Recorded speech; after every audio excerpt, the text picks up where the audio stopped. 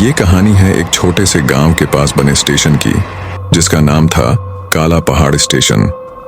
वैसे तो स्टेशन पर ज्यादा हलचल नहीं होती थी, लेकिन वहां के लोग उसे भूतिया मानते थे और वजह थी एक चुड़ैल। तो कहानी कुछ यूं है कि कई साल पहले इस स्टेशन पर ट्रेनों का आना जाना बहुत कम हो गया था। शाम होते ही स्टेशन सुनसान हो जाता था और लोग दिन ढलने के बाद वहां जाने से डरते थे। कहते हैं कि स्टेशन के आसपास के इलाके में एक औरत की आत्मा भटकती थी, जो रात के वक्त सफेद कपड़ों में स्टेशन पर दिखाई देती थी। इस चुड़ैल को लेकर गांव वालों के बीच कई कहानियां थीं। कुछ लोग कहते थे कि ये औरत किसी ट्रेन दुर्घटना में मारी गई थी, तो कुछ का मानना था कि उसने आत्महत्या की थी। अब एक रात की बात है, स्टेशन मास्टर रवि बाबू को रात की ड्यूटी मिली थी। उन्हें भूत प्रेत की कहानियों पर ज्यादा यकीन नहीं था, लेकिन गांव के लोग अक्सर उन्हें इस चुड़ैल के बारे में चेतावनी देते रहते थे।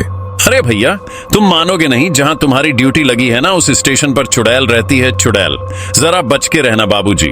रवि बाबू हंसते हुए कहते, अरे भाई, ये चुड़ैल वुड़ैल कुछ नहीं होती है, ये सब अफवाहें हैं। लेकिन एक दिन रात के करीब 11 बजे थे।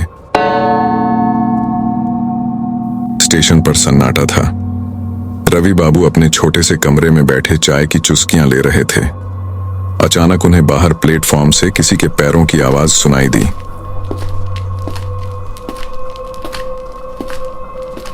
उन्होंने सोचा, इतनी रात गए भला आखिर कौन हो सकता है। खिड़की से बाहर झांक कर देखा तो कोई नजर नहीं आया। उन्होंने सोचा कि शायद उनका वहम होगा, लेकिन तभी आवाज फिर से सुनाई दी।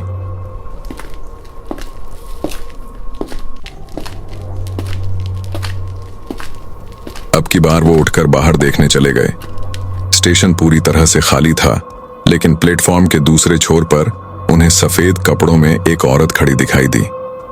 उसकी लंबी काली चोटी और सफेद साड़ी देखकर रवि बाबू चौंक गए। उन्होंने सोचा, ये कौन हो सकती है इतनी रात को।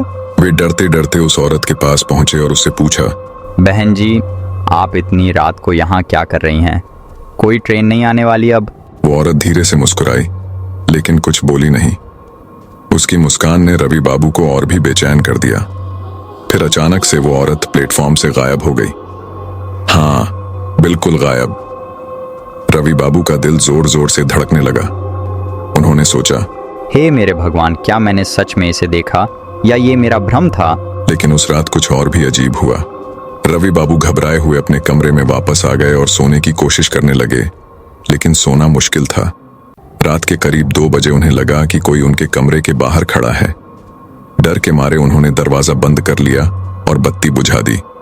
तभी दरवाजे पर दस्तक हुई, हल्की, धीमी, लेकिन लगातार दस्तक।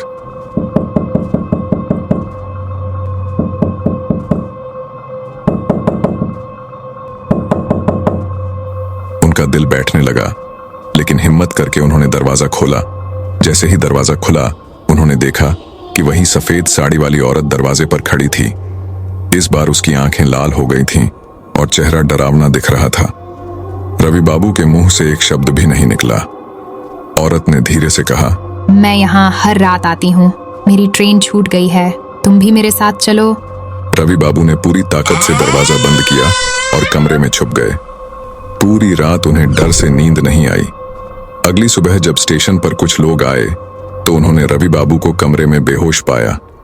जब उन्हें होश आया तो उन्होंने गांव वालों को सारी कहानी सुनाई। गांव के बुजुर्गों ने बताया कि ये वही चुड़ैल है जिसकी आत्मा यहाँ भटक रही है और वह हर रात किसी नए शिकार की तलाश में होती है। अब आप सोच रहे होंगे कि क्या ये चुड़ैल सच में थी या सिर्फ एक अफवाह।